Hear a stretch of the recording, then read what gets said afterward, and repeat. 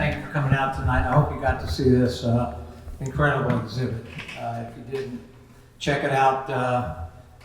Three friends put it together. Joe and Delsa White, mainly from their collection, and Steffi Domagala helped them put it together. And then when she got sick, Kirsten from Rivers of Steel jumped in, and it's just beautiful. There's paintings by a guy named Walters. He's from Homestead, and he's one of the best painters, best artists you're going to run across. He's been around for years. But anyway, thank you for coming out tonight. And this song goes out to everybody that loves this town.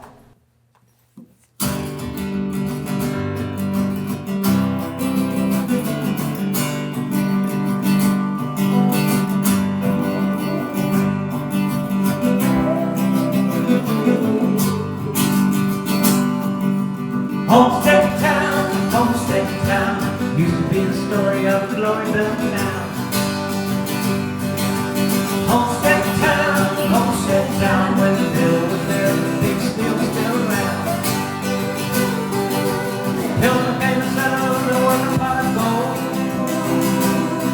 from the iron and the fire and the chains of gold. A place full of churches and water in the hole. Momma Bear and Jesus still get sold.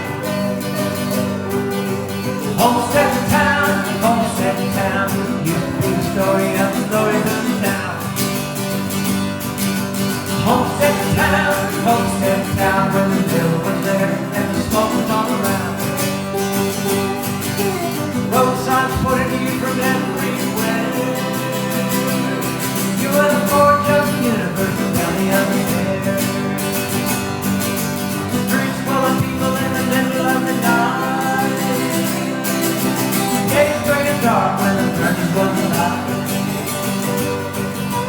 Homestead Town, used to be the story of a glory built town. Homestead Town, when the mill was there and the workers were around. From the top of Hunky Hill down to First Avenue, everybody had a good job that you could do. Men and women making steel, working overtime to win the big war from behind the line. Homestead Town, used to be the story of the glory of the town. Homestead Town, when the mill was there and you knew you went around. Hanging on the fingers and bringing party feet. Capturing a moment that was making history. The workers at the end trying to keep the place alive. Bill sitting empty in the shadow of the night.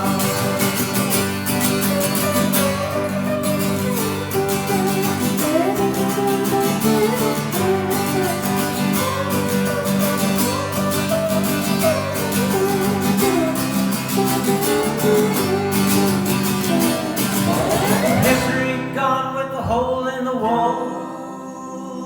Building sitting empty in the shadow of the mall. Spirits of the workers lingering below. Guessing sleep where the wind will blow. Homestead Town, used to be the story of a glory built town. Homestead Town, used to be the story of a glory built town. Homestead Town, used to be the story of a glory built town. Woohoo! All right, Mike. Yay! Nice beginning. Yeah. Every line of that song was true. I'll never forget coming through all these towns way out. Like one time I was coming, it was Churchview Road in Baldwin, and there was a sign that said Homestead, 2 miles. Didn't say Munhall, didn't say Homestead. It was like everywhere you went, and then of course everybody knows the streets were like in the middle of the night the same as they were during the day. In fact, oftentimes they were more crowded at night than they were during the day, and it was one of the wildest experiences of my life, working in the mill and being a union rep. And I want to thank, I got a whole bunch of people I used to work with are here. And Maureen Trout back there worked with me. Kate Kozachenko worked in slab and plate. Paul Mervis worked in slab and plate. We got a couple other sisters coming up, slowly but surely. But we got our gang back here. So, but anyway, this next song.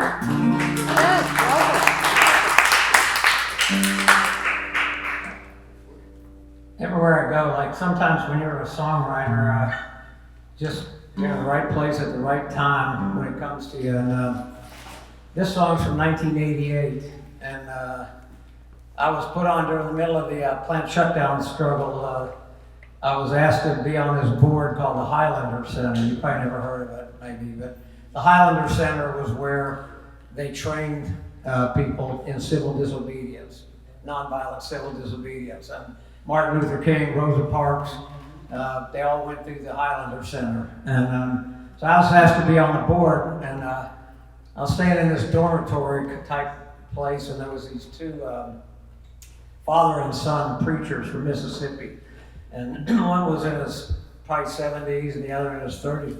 And they were snoring louder than any freight train that goes through this town. So I got up and I went to the kitchen. I didn't know what to do. I couldn't sleep. So this woman came in. She was about 6'4". She's a mountain mama from southern West Virginia. And her daughter was with her. She's 14 years old. They asked me what I was doing. I said, I can't sleep. So they stayed up with me all night and danced. We put on the radio and danced. They told me about their lives. Where is it? And I wrote a song for them on the way home called You're My Kind of People.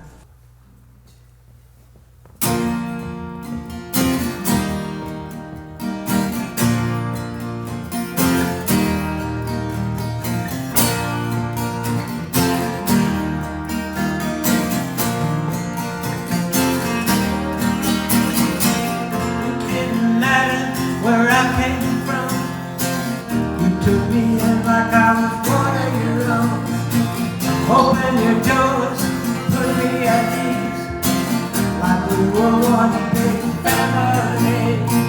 Stuck out your hand when I got lost. Show me friendship and little cause. Plain talking, shoot from the heart.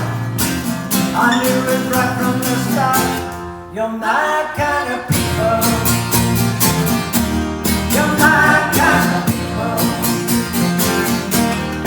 My kind of people. You're my kind of people.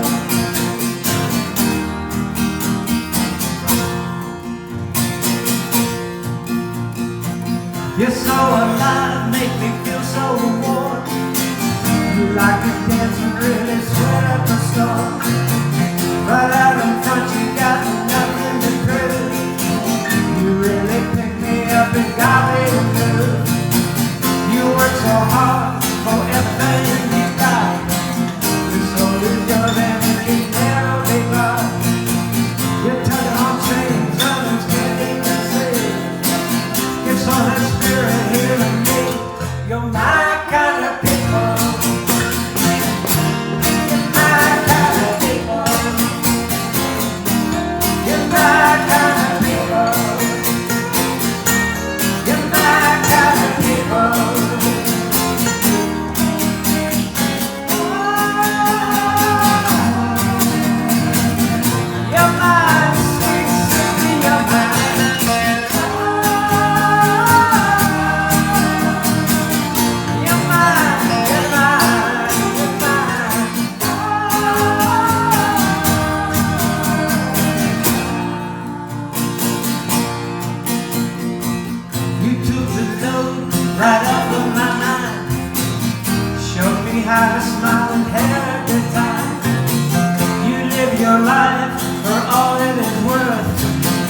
You're just the salt of the earth. You're my kind of people.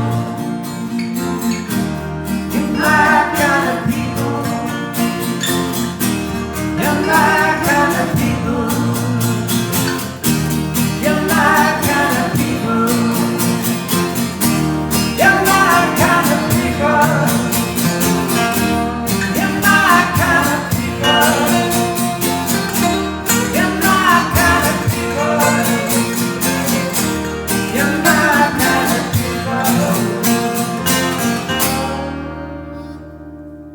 Thank you.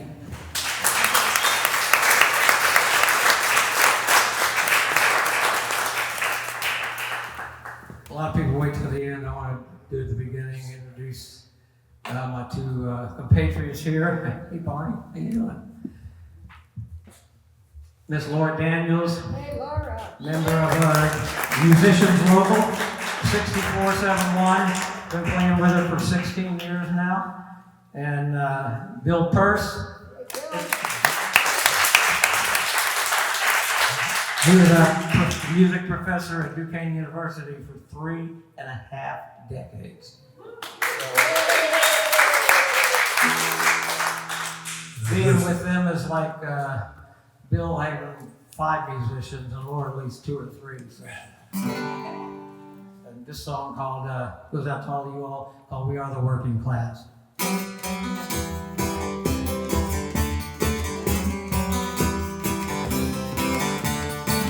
Inside the factories, out in the street, every place where the working heart beats, together in each, we are the working class.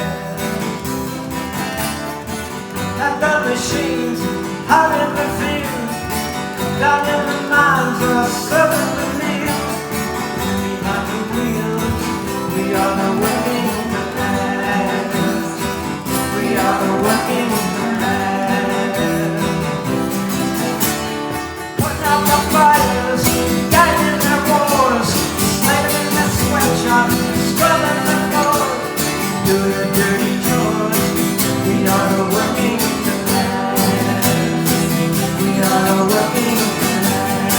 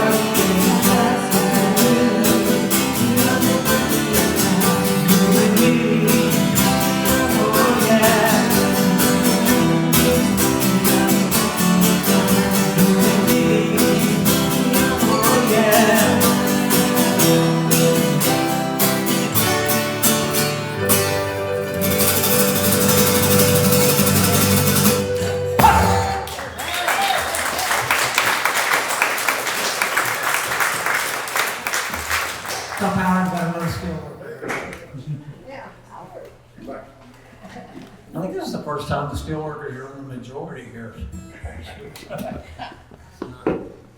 Anyway, I wrote this next song. I guess it was 2008, 2009 when the recession crash hit. Millions of people, over 1 million people lost their homes, while the banks got $7 trillion. And just about everybody I knew lost their jobs. My print shop got cut in half. It was bad times, but I noticed there are people in the United States, working people, pretty resilient. They know how to find work when they need to work. And this song goes out to them. It's called Under the Table.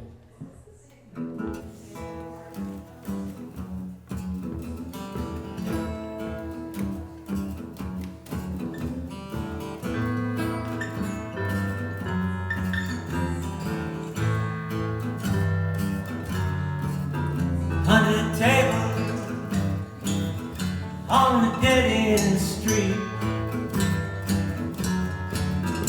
Under the table, that's where man gives me. Had 2 jobs making minimum wage. Didn't make enough for my bills to get paid. Hell, I could barely feed my dog what I made. Under the table, cold cash I'm paid. Under the table, there's a lot of butter in trade. Put in 1,000 applications everywhere. Got no response or a lot of hot air. Even got a college degree, but nobody cared. Under the table, out of sight, out of mind. Under the table, the only decent work I could find. Running on empty with no safety net. Never catching up, forever in debt. Ducking and dodging from the IRS.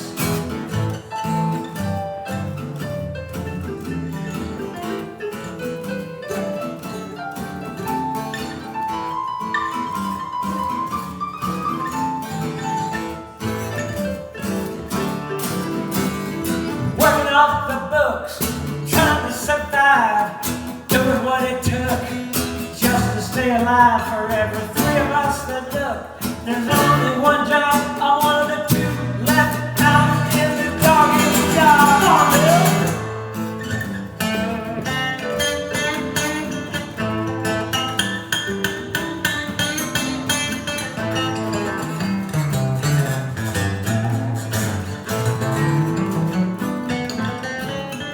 Under the table, off the statistical charts. I'm under the table from unreported parts. Trapped in the cracks of what they call recovery, visible down in the underground economy. The American dream, just a distant memory. Under the table, wasn't my choice. Under the table, I got no advocate voice. In a world of indecision, you do what you must. Ain't no politician speaking for us. All across this nation, there's billions of us. Under the table, under the table, available and able. I'm under the table.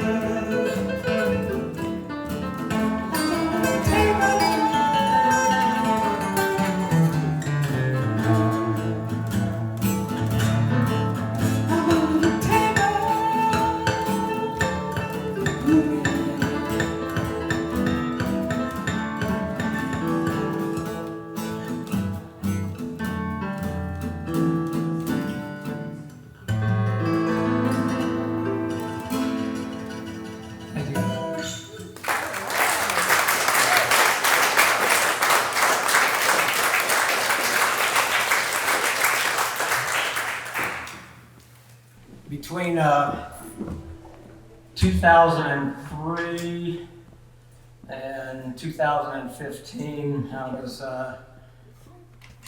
I was lucky and I was privileged to play every year at Workers' Memorial Day, April 28th. And every year, Laura played a whole lot of those shows with me, and I would write a song every year. And whatever caught my creative juices, that's who I wrote about. And I like to write about people who are still alive. And in this case, there was a woman I met, and her name is Donna Paleo. And Donna, she was a doctor, but she was a working class girl, and her and her brother, Gary, were raised in the Keys Rocks, about as working class as you can get down there. And their two kids were born, they had some issues. Gary was, her brother worked in a steel mill, and he quit his job, his union job in a steel mill, so he could get a job close to home to take care of his kids, because his kids could not take care of themselves. And the place was called Meatville Ready Mix, and they sent him, the company did, a company foreman up to the top of the cement mixing mill without being tied off, without a guardrail, with nothing, and fell 25 feet to his death. And OSHA, in typical fashion, came in and did an investigation, a crude investigation, and ended up fining the company $6,000 for not posting a sign up there, and said they never sent him up there. And it was just... So anyway, I told his sister that I wanted to write a song about him. And she said, okay, so we went to a restaurant, and I sat down there with my tablet and paper, and I just let her tell her story. And this is her story. This is not my story. This is her story. It's called My Brother Will Not Die in Vain.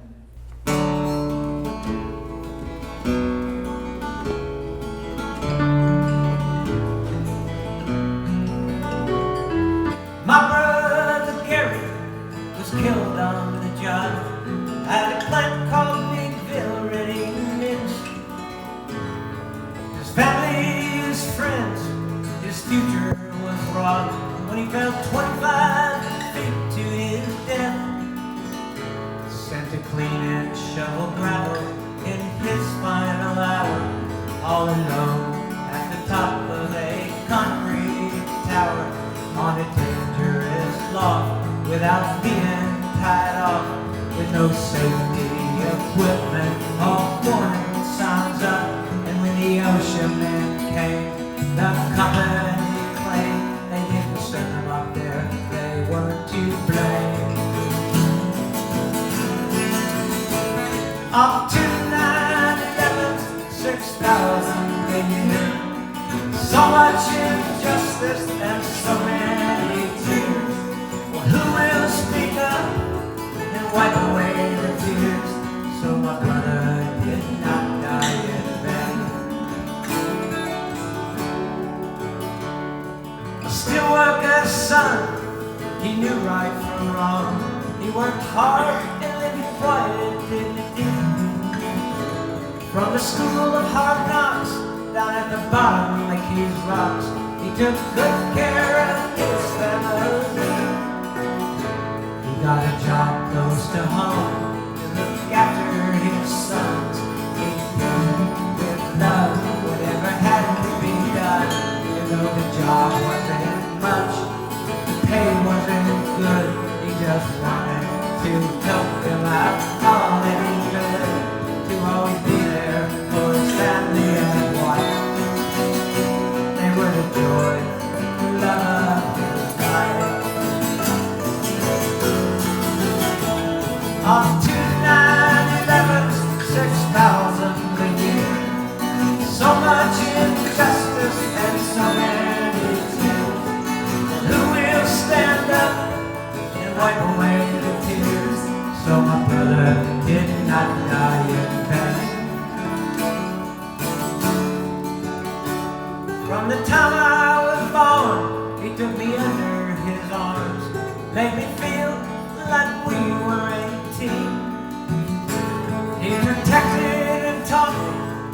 to school he bought. He was the ultimate little sister's dream. He bore his burden like a saint without any complaint. A finer father, a finer husband, finer brother there ain't. My knight, shining armor, my hero, my friend, a giant among workers, a good union man. What I am, I owe it all to him. I owe everything I am to him. 2, 9, 11, 6,000 in a year. So much injustice and so many tears. Who will rise up and wipe away the fear? So my brother did not die in vain. So my brother did not die in vain.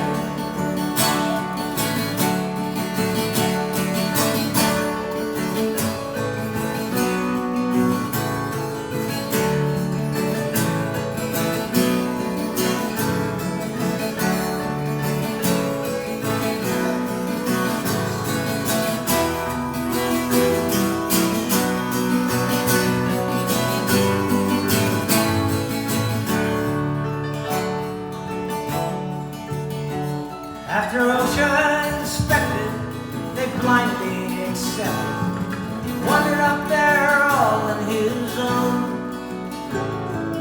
Game was the same, the victims to blame. Once again, the face it was on. Though this company was fined past numerous times for safety violations of all serious times. Just a class B misdemeanor, a travesty still, when a worker on the job gets injured or killed. It's negotiate with the devil to downgrade the level, give the company a voice, the victim's family no choice. And after the abatement, OSHA issued their statement, a $6,000 fine for not posting. Another whitewash, another criminal gets off. Another worker, another brother is lost. Up to 9/11, 6,000 a year. So much injustice and so many fears. Drive your weary eyes, wipe away the tears. His body's in the grave, but the spirit's still near. I found my salvation, my future is near. I'll fight for the rights of those who good and vain, and the cause in my heart will remain. My brother did not die in vain. My brother did not die in vain. My brother did not die in vain. My brother Gary did not die in vain. Thank you.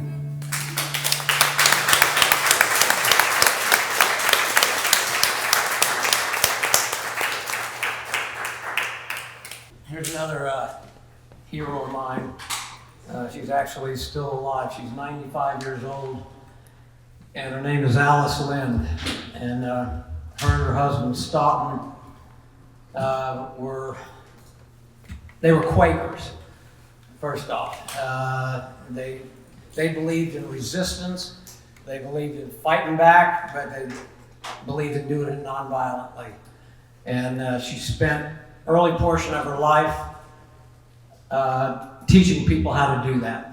And that's what won, anybody that thinks anything different, that's what won the unions. When they had the sit-down strikes in Flint, Michigan, and the auto plants, that's what won, that's what started the surge in unionism in the United States. And then the second part of her life, they were lawyers for the Youngstown Steelworkers when the mills were shutting down. And Stoughton actually took How you doing, Priscilla? Hi. Now we got the 100-inch plate over here now. But Alice, when the mill shut down, she stayed for 5 years in Youngstown counseling dislocated workers. And then when LTV went bankrupt and screwed everybody out of their pensions, Alice took them on in court with Stoughton, and they won.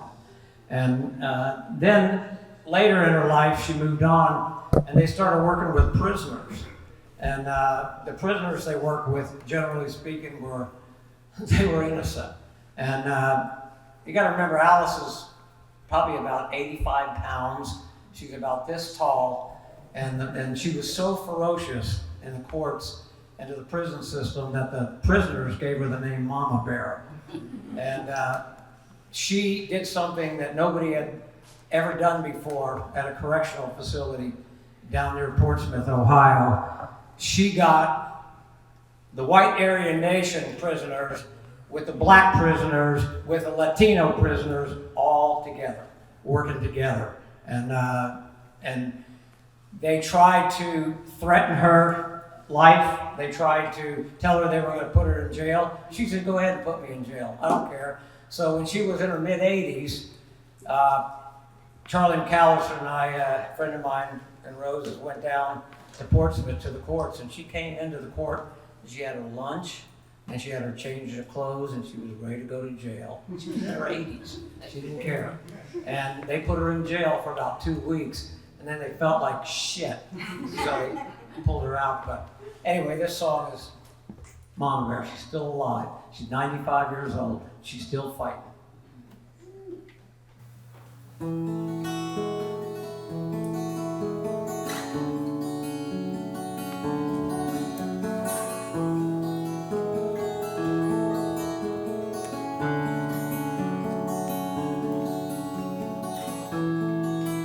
Momma Bear, you were there like the morning star. Momma Bear, always where the forgotten are. Giving courage and assistance to ones who were resistant the whirlwinds of wars that blow.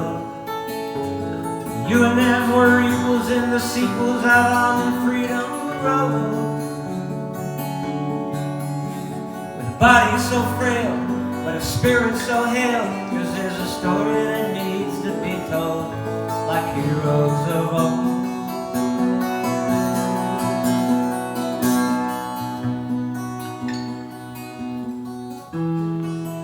Momma Bear, you were there like an angel from above.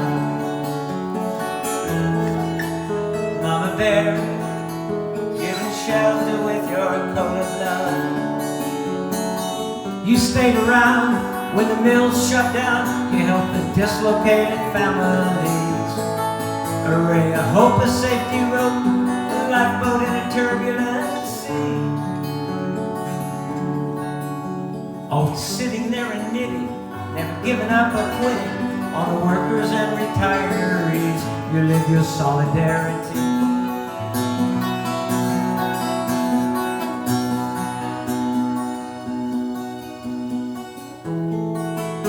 Momma Bear, always there whenever justice calls.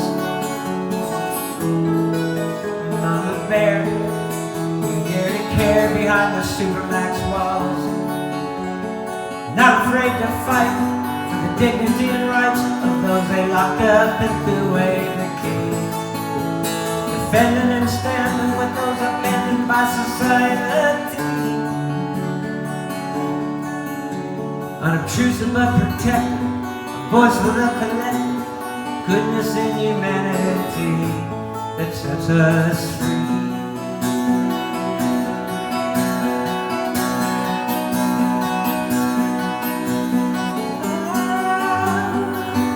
Caminera to the poor and the most in need. Caminera to the children in your family. Hand in hand with your scrapper man, you pledge your holy seed. You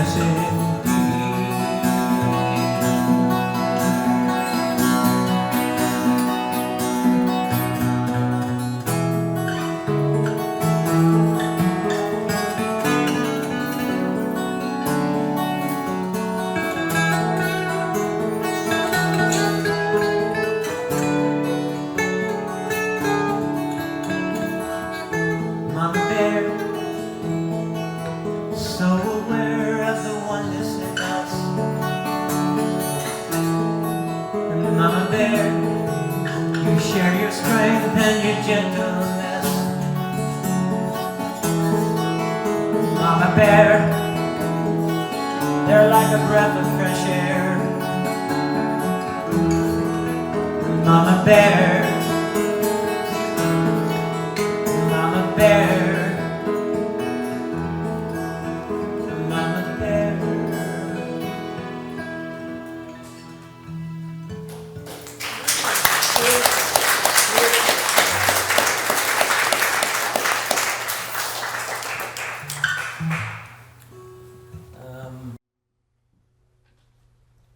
Those who are close to me know I've been spending about 30, 40 hours a week trying to help the victims of the East Palestine train derailment.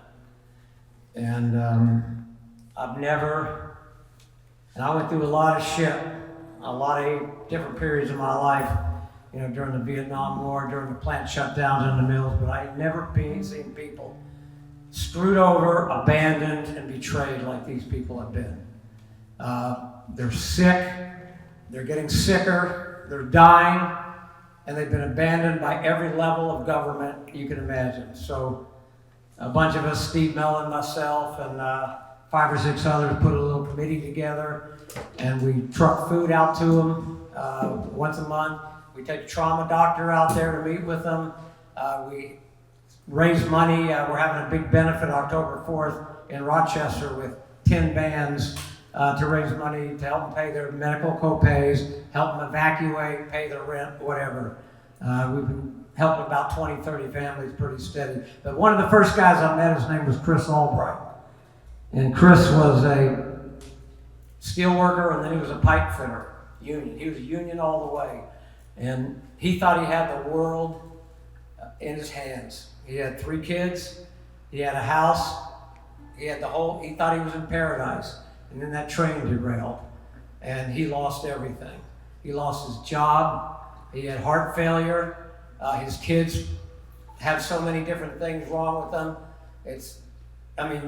Sitting there watching TV and their nose just starts gushing blood. There's so many things going on wrong there. And so I asked Chris, I said, I want to write a song about you. Would you sit down and tell me your story? So we sat down in 2 sessions. One in his house, and one he came to speak at the University of Pittsburgh. He's just a working union person, but he was getting asked to speak all over because he tells the story. And so I wrote this song about him. And I asked him, I said, this is not my words, Chris, this is your words. I want you to tell your story. So this is his story.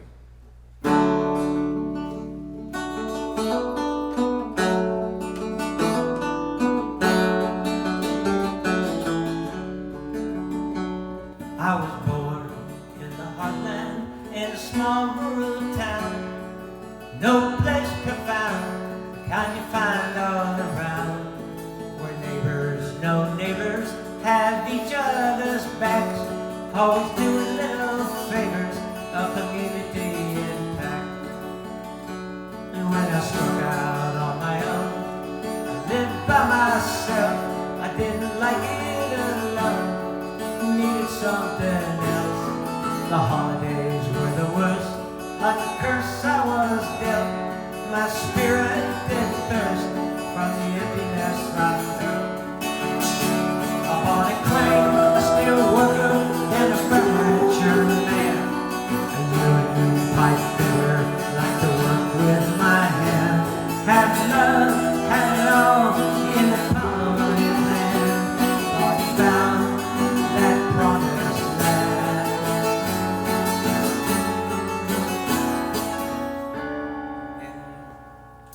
From the train derailed, he called the whole town. His family's whole world came crashing down. Smoke, flame smell, dead fish in the streets. Chemicals they spilled, shattered our dreams. 4 people, 2 dogs, in a 1-room motel, 20 miles from home, 4 months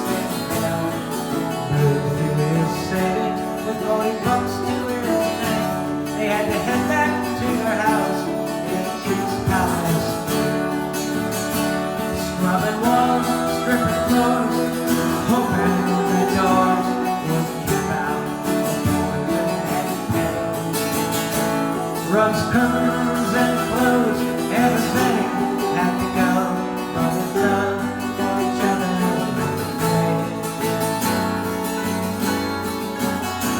Then the sicknesses came, the constant migraines, vomiting nosebleeds, rashes on his spring. And when his kids heard about his heart giving out, meltdowns and breakdowns nearly drove them insane.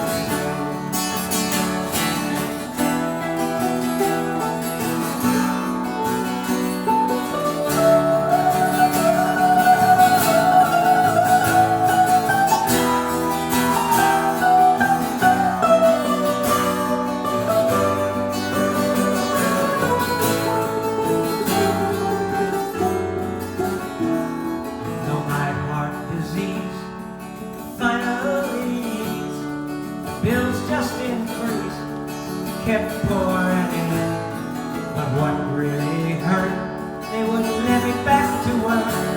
Put my hands in the dirt, be a pipe fitter. With no health care or job, felt like I was robbed. Abandoned BC, EPA, Norfolk Sun, the politicians who's gone, there was no one.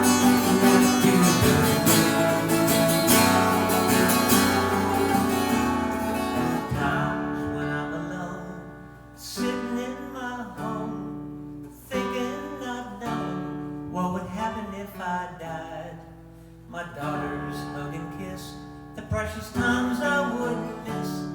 In moments like this, I'd break down and cry. But then Max and Tuesday, Penny, Robin, Andrew all came. Somebody who cared to me. With the victims of the crime, standing out the front line, fighting for each pound.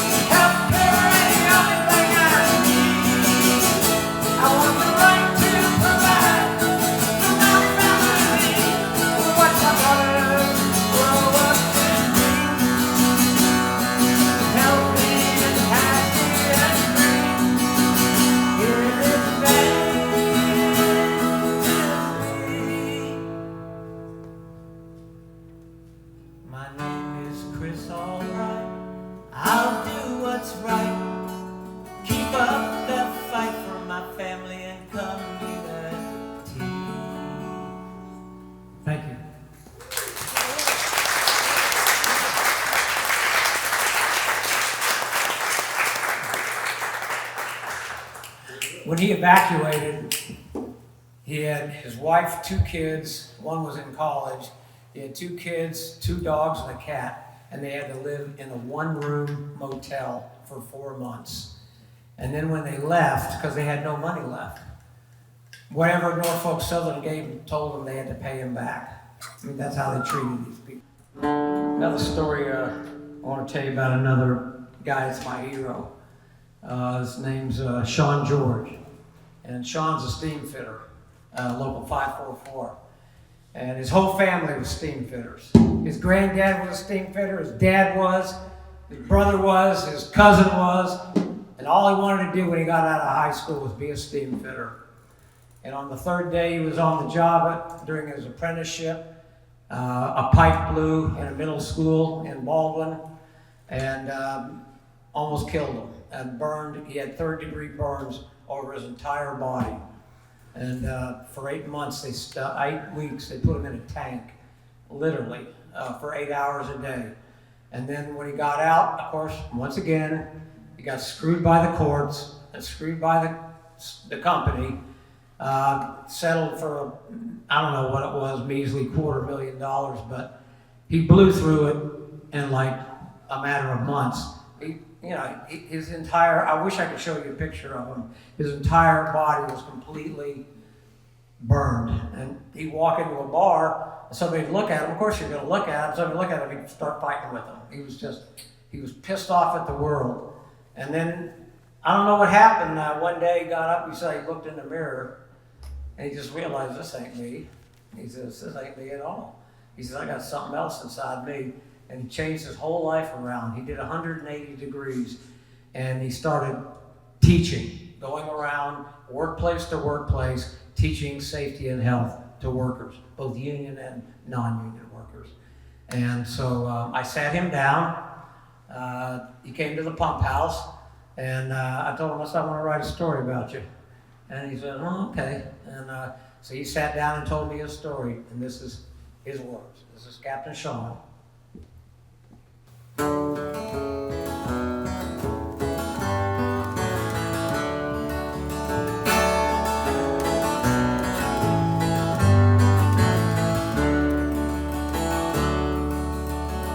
Captain Sean was a working man, stayed good by trade. Young apprentice in the prime of his time, on the way to self-made. On a journey like his daddy before, his cousin John Rogers by his side.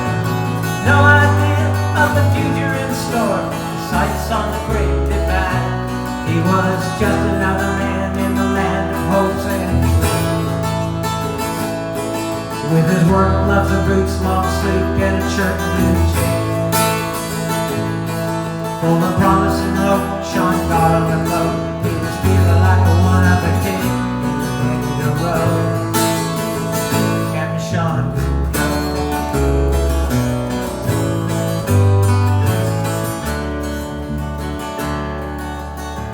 Just the third day on the job, the gas leak in the middle of school.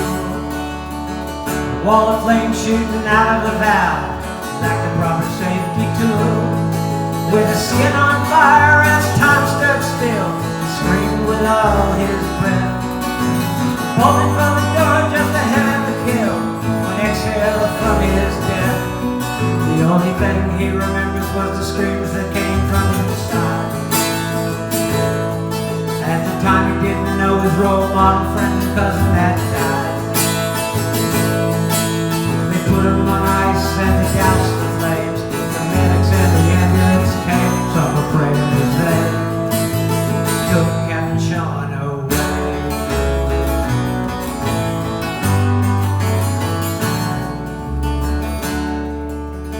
In the burn unit he had smelled his own flesh as they scrambled to save his life.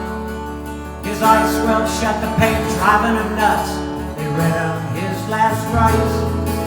For 8 long weeks he defied the odds, cheating death at every turn. And when he saw his face, he cursed his God, for his body so badly burned. With no emotion left for the death that was swirling around. He thought it was the end as his world came crashing down. But then a nurse said, Sean, you should have been dead. It's a miracle you're still around. Struggle just begun. Captain Sean moved on.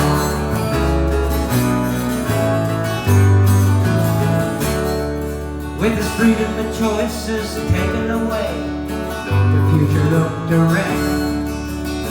Inside a mass with no identity or past, he lost all his self-respect. He left his home and city, consumed in self-pity. A boulder on his shoulders sat. 500,000 miles of drinking and drugs, fighting anyone he arrived at. He took his family and his friends on a ride through his own little head. Nothing gave him refuge from the emptiness he felt. But then one day as he gazed away, stared at the card he was dealt, the nightmare broke.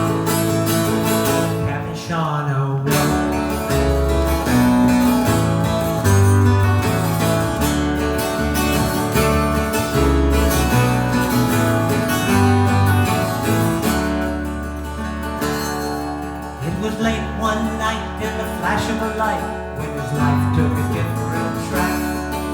The person in the mirror got a whole lot clearer, said it's time to give something back.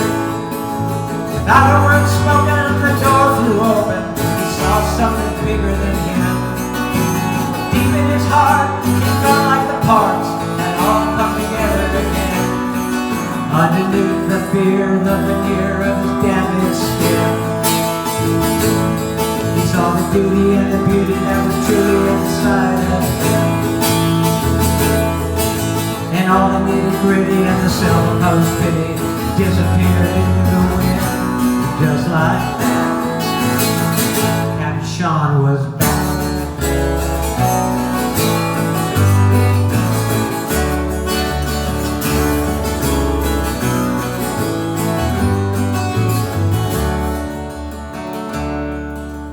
Days Captain Sean works and spends his time showing others where he went, telling his story with all the pain and the glory, the journey from his accident. Proud to be alive and how he survived and rose from the clutches of hell. And he can just save one from the injury done, knows that he's done well. He'll be talking up the Union and the history of the pictures with one. Proud to be a state veteran, not a quitter in the battle. One of the hard luck cases he would trace things with a steel meter and anyone. That's us. Captain Sean is back.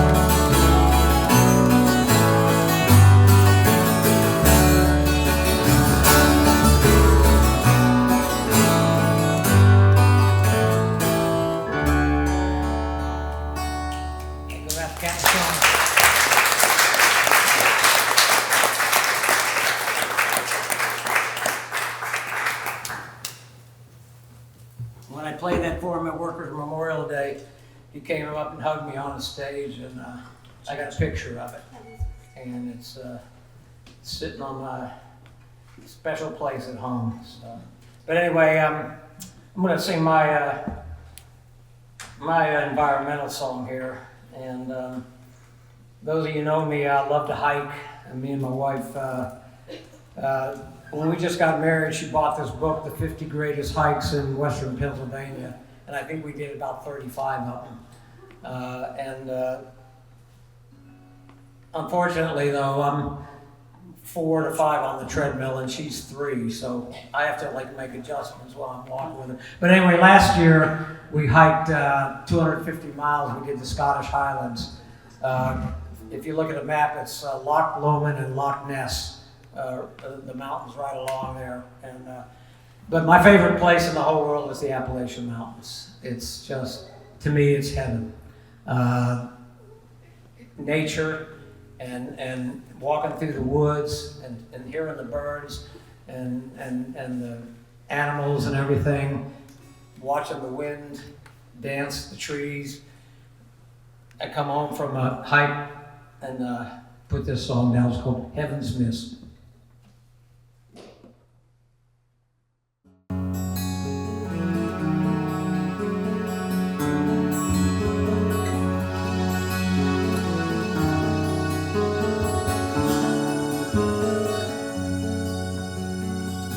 The Appalachian Mountain, heaven's mist imposes. Rain falls in the woodlands, brings wildflowers and roses, shimmering and glimmering, warm breath of spring. The Appalachian Mountains, heaven's mist does bring.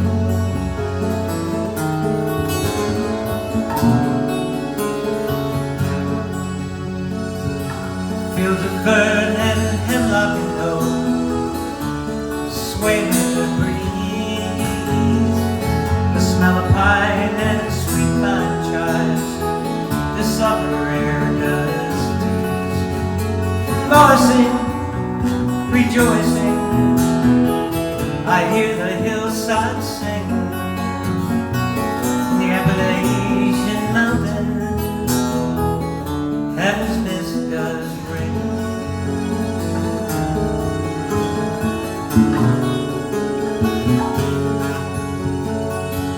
Colors blaze in the harvest haze, cornfields turn to gold, rusted leaves on ancient trees, swaying majestic and bold, changing, rearranging, to enter from the fall in the Appalachian Mountains. Heaven's mist does call.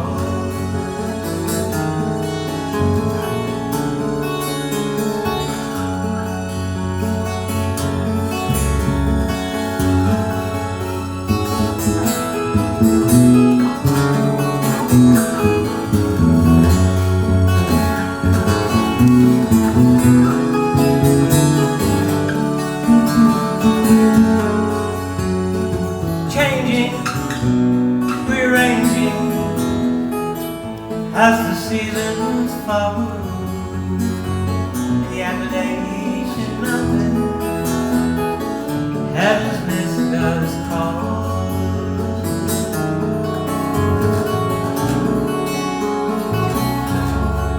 She calls.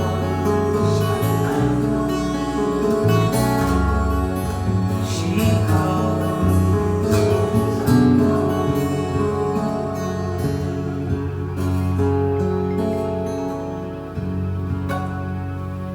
Thank you for your mountain walk.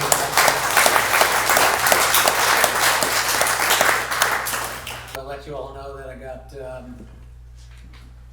got about 5 or 6 people that work with me on slab and plate here, and I can't tell you, I think this is the first time I've ever sang to that many people that I worked with since the mill days. And I got my buddy Paul Mervis over there. Paul and I, we did some damage for the union and for the workers. And I got my dear friend back there, Maureen Trout. Maureen worked in slab and plate. Kathy Kozachenko worked in slab and plate.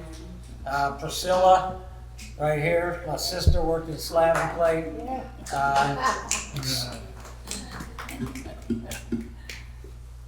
I can't tell you the feeling that we had when we all worked together, and not just worked together, but struggled to save the mill.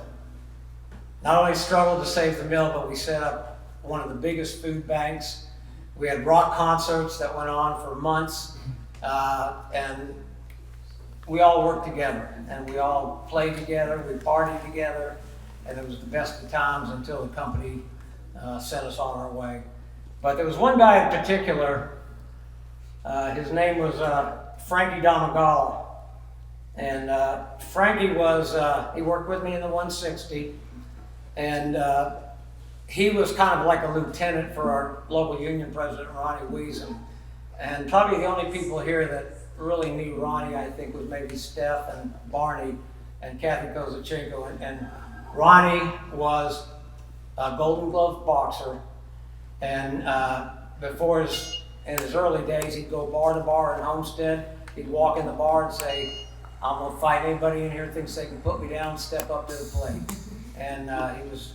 So when he stepped into, when he started working in the mill, needless to say, he didn't take any shit from the company. And Ronnie was, he didn't believe in the New Testament, he believed in the Old Testament, eye for an eye. And if somebody gave him a slip and time off, they got sugar in their gas tank, or something else that, other things that I won't mention. But Ronnie and I had I was the grievance chairman and Ronnie was the president. And we had a falling out when he started going with the DMS and they were invading churches and stuff. We had a bit of a falling out. But this one guy I worked with, Frankie Domagala, he refused to take sides. He stayed with our gang and he stayed with Ronnie. Wherever there was a fight, he was there. When it came time to take on Mellon Bank, Frank was on the front lines. When it came time to get the food bank started, Frank was on the front lines. We did a gate collection and also withdraw people with allowed money to be withdrawn from their paychecks to help the unemployed. That came from Frank. So this song is not just about Frank. It's about Kathy and Maureen, Paul, all my friends, Priscilla, Barney, Steffi, Dominic worked in Clareton, Barney worked in the Urban Works, but we were all U.S. Steel employees. So this goes out to all of you.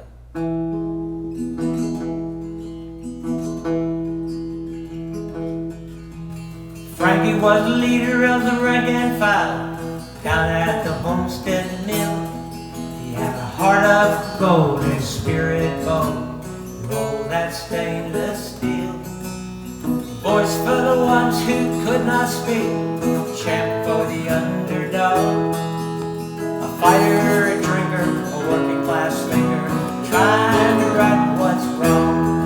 A Union soldier in a holy war, save our manufacturing base. Back in the years when good jobs were here, heroes had their place. He believed in the Democratic Union. For the members he took a stand against the powers that be, in solidarity with the working women and men. Ronnie and Johnny and Tommy Michelle, Jack Dave and the rest of the gang turned the local around, upside down, days of freedom rang. The ego and power showed the hour, showers of shutdowns rain. Still shine on the front line, fighting all the way to the end. And when our movement splits, I'm trying to push me to quit. Frankie refused to take sides. At every bend, he stayed my friend. His memory will never die. Just like we was true blood brothers, we had each other's backs. 3 decades later, our friendship greater than bonded.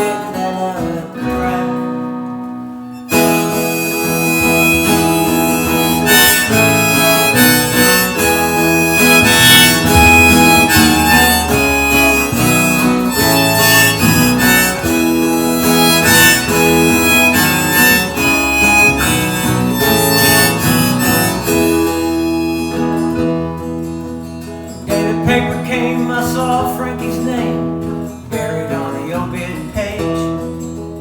Another cancer victim, that big city victim, way too young in age.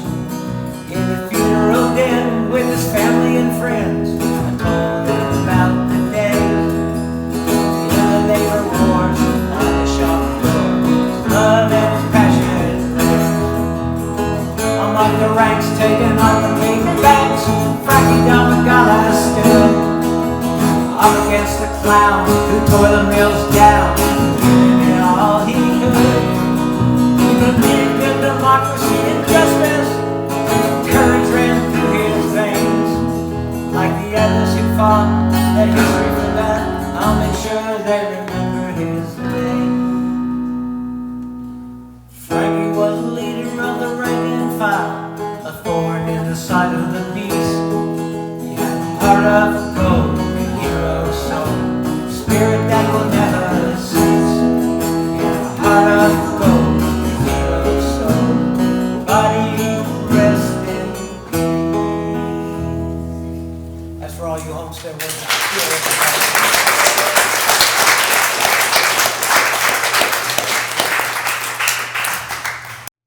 Those of you know me, I'll stand my ground, but I don't like war. I think war is a waste of resources. I think war is a waste of people. And I think war, if there's anything that's going to do humanity in, it's going to be World War III. And by the way, anybody that's an environmentalist out there, the military is the biggest polluter on the planet. And they treat veterans and they treat our soldiers like pieces of shit. And they used to have these places called, every military base, and they were called burn pits. And they would throw everything, all their garbage, excrement, plastic, you name it, into these burn pits and poison thousands and thousands of our veterans. In fact, if any of you watch mainstream TV, all of a sudden about a year ago, these law firms were popping up on TV.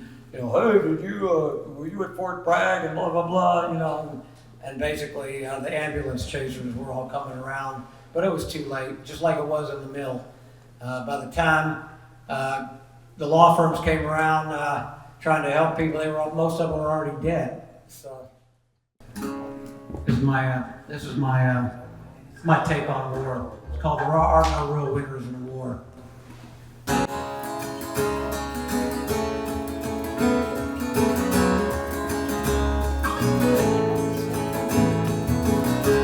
Violence strikes with a hideous crash in a New York minute. Death tunnel, melted steel, human flesh, concrete and glass, welded in the rubble as one.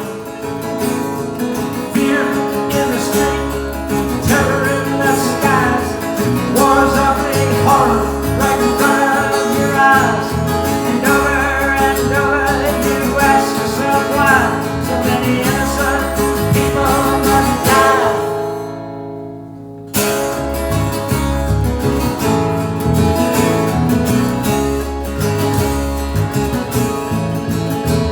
Violence hides in the shadows of a hungry child. In poverty it breeds, in the slums and the sweatshops and the refugee camps. On the hopeless it feeds. Below in the holes where the humans are abused, where the mirror camera from the evening news. A hell where there's nothing and nothing to lose. It ain't hard to see why it ain't the love that they choose. Over there, it's the same everywhere. Retaliation recycles the pain. How many turns will it take till we learn? There's no bargain in this devil's game. When it's eye for an eye, everyone's blind. No one can really tell the score. Good or bad, saints or sinner, there are no real winners in war. There are no real winners in war. There are no real winners in war.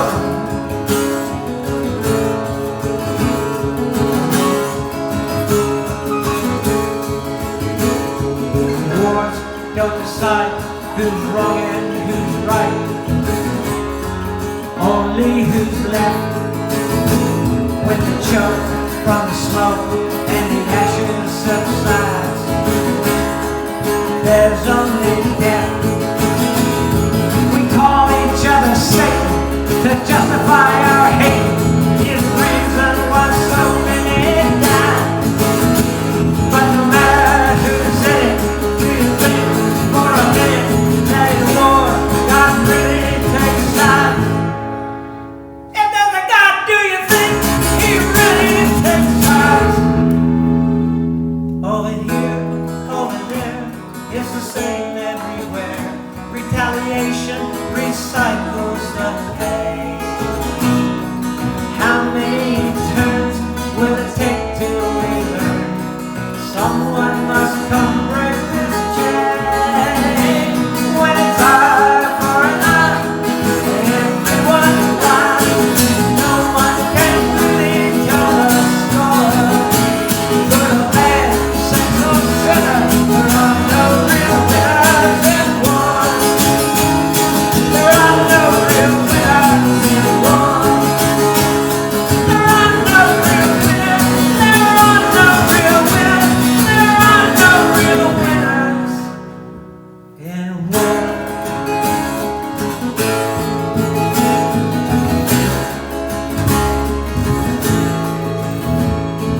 No, no, no, no, no, no. No, no, no, no, no, no. No, no, no, no, no, no, no. No winners in a terrorist war. No winners in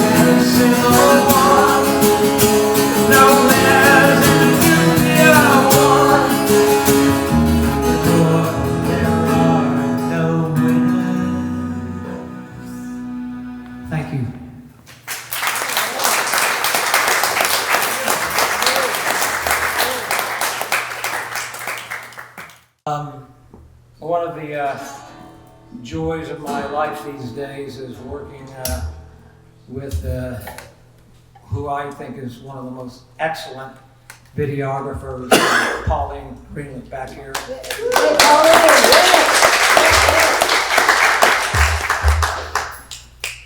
Pauline we've been doing music videos, I don't know, for about 3 or 4 years now, and we've done over a dozen, and there's so much fun to do because you not only capture history, but you capture people's lives that nobody really knows about or nobody's heard anything about. And most of the songs, the people I write about, they're the makers of history. And one of the people, there's a guy we met in the Battle of Homestead Foundation, Joe Stalinsky. And Joe was a quiet type, never said much, which really wouldn't have gotten him too far in the mill, because we'd have been on if people that don't say anything. But Joe's a quiet type. But anyway, Joe's dad was a hobo during the Great Depression in the late 20s and early 30s. And he was a working man. And probably, I would say at least half, if not more. You got to remember now, in the 1930s, they didn't have unemployment, they didn't have food stamps, they didn't have any of that stuff. So you basically went out and got what you got. And the hobos consider themselves different, whole different level than the bums or the tramps. The hobo worked for everything he got. When the hobo traveled somewhere and got off and was getting ready to hop, he went somewhere and asked somebody if he could, clean their yard up, scrub their pots, do whatever, and they worked for their meals and they worked for everything they got. And this man is the first and only person that we know of that traveled rails through all 48 of the lower states. And he did it in a little over 100 or so days. I think 142 cities. And before he went on his hobo trip, his buddies kept telling him, Joe, just stay calm and get a job in the mill when they start back up. And he went, ah!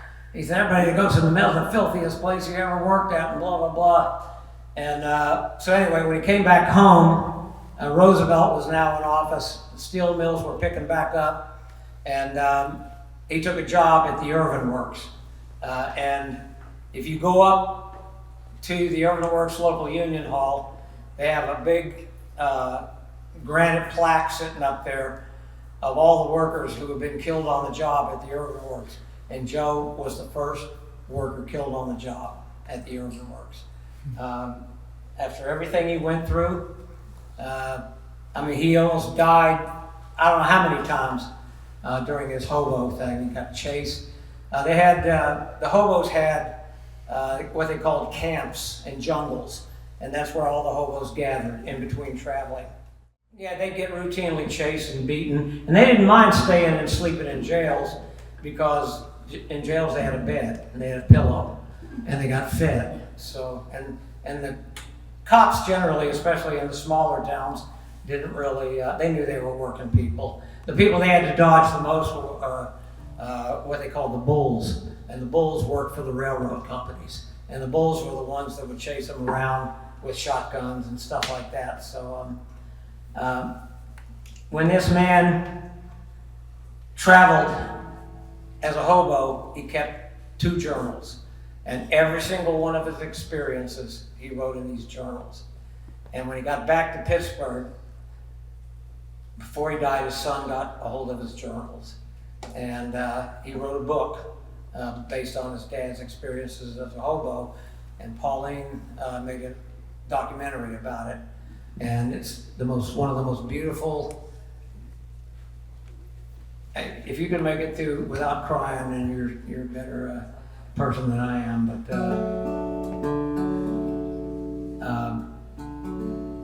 I had the privilege of Pauline asking me to write a song for a documentary. So Pauline, tell them the name of the documentary, and it's on YouTube. Everybody might want to tune into it. Hobo and the Great Depression. Hobo in the Great Depression. Tune into it. It's got over 60,000 views so far. Yeah. The only thing that beat that was I got 125,000 hits on Steeler Nation. All right. All right. This song goes out to John.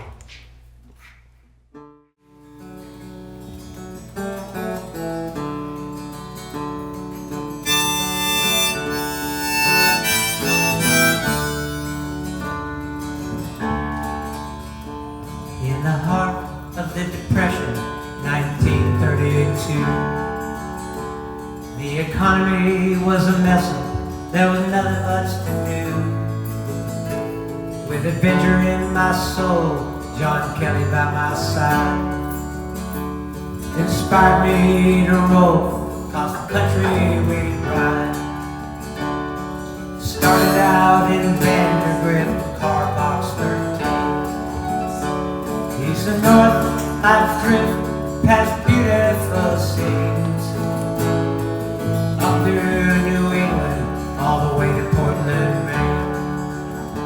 Each whistle of command that beckoned my name. I was a hobo, there were thousands of us. No ID or no position in the camps. 142 cities across 48 states. Nearly 15,000 miles riding in freights. Headed down the Atlantic over to the Gulf Coast. Mosquito swarms were frantic in the southern heat I rose. Up through the Midwest to Chicago, when John Kelly went back home.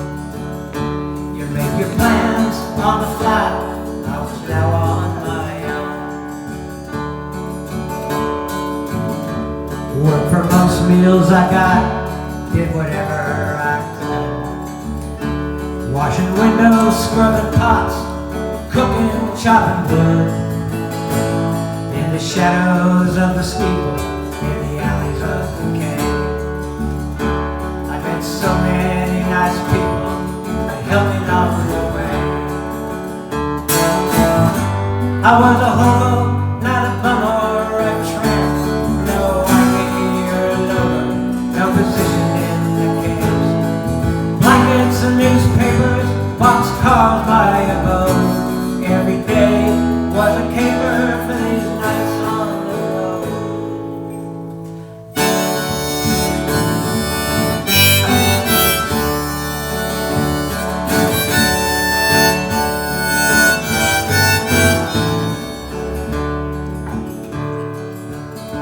Slept in missions and jails, Salvation Army beds. They're all five-star hotels when there's a pillow beneath your head. Shooting craps, dealing cards in the jungles and camps. Dodging bulls, cops and guards, taking many a chance. Across the great Northwest, through California to the back east. Walked 22 miles in the desert, heat was a beast. Chase arrested and beat, it was survival by any means. Sometimes the only thing to eat was a cold can of beef. I was a hobo, living my dream. Ocean to ocean, all points in between. 142 cities, across 48 states. Nearly 15,000 miles, riding them freights.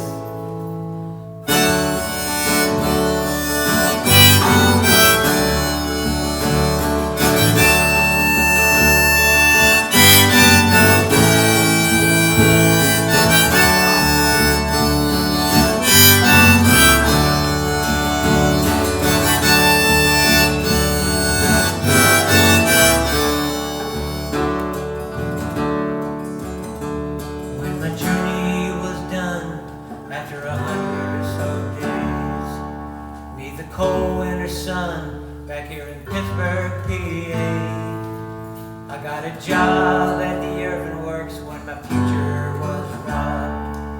I was the first worker there, killed on the job. I was a hobo in the prime of my youth. My journals were proof, I'm telling you the truth. 142 cities, across 48 states, nearly 15,000 miles, it's still a record to this day. I was a hobo. Was a hobo.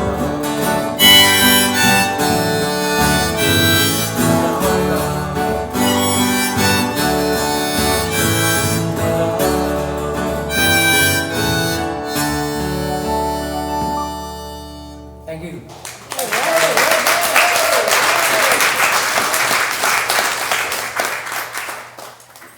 I want to thank everybody for coming out tonight and listening to my stories.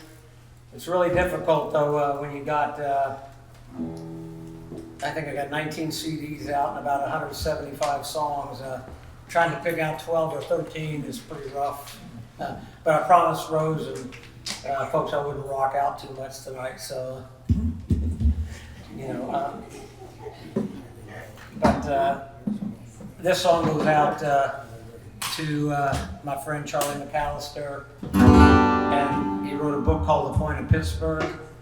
And if you haven't read it and you want a real history of Pittsburgh and Allegheny County up through 1960, you need to read this book. But when he came out with the book, I got to edit and I got to proofread it, me and Steph. And so, in other words, I got to read it about 10 times. So all I kept thinking when I was reading it,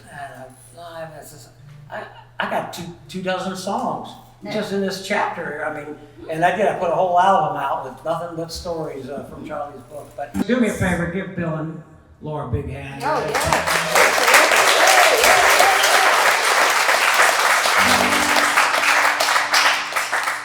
The reason I was booking Michael is because this pick cost $35. I didn't want it in his pocket at the end of the night.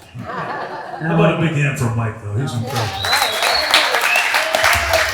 I want to give a special thanks to Kirsten and to Ron Bariff and my deepest condolences to Ron, who just, I believe his dad just passed away. Yeah, it was his mom. His mom, and that's why he's not here. And him and Kirsten, I can't thank him enough for working with Steph, Domike, and Joe and Delsa and putting up this beautiful exhibit. So this song goes out to everybody here, because I don't care what they say, I don't care what game they play, I don't care how far into the ground they try to drive us down, people are always going to rise again.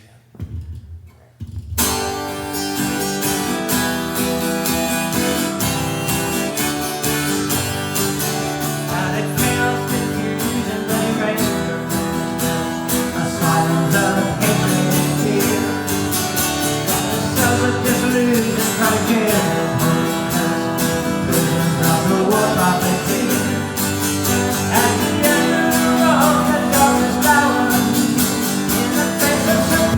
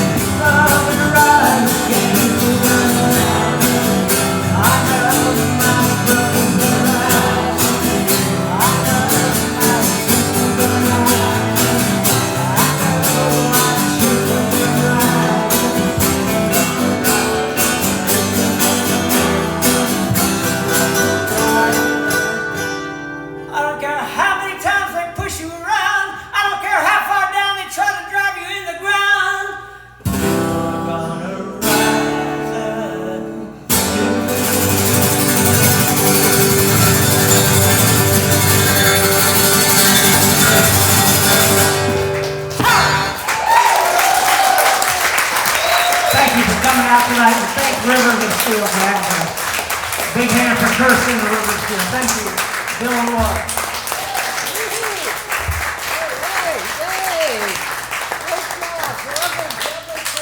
Thank you so much, Mike. Really. You did a fabulous job. Yes, ready to fight. Yeah.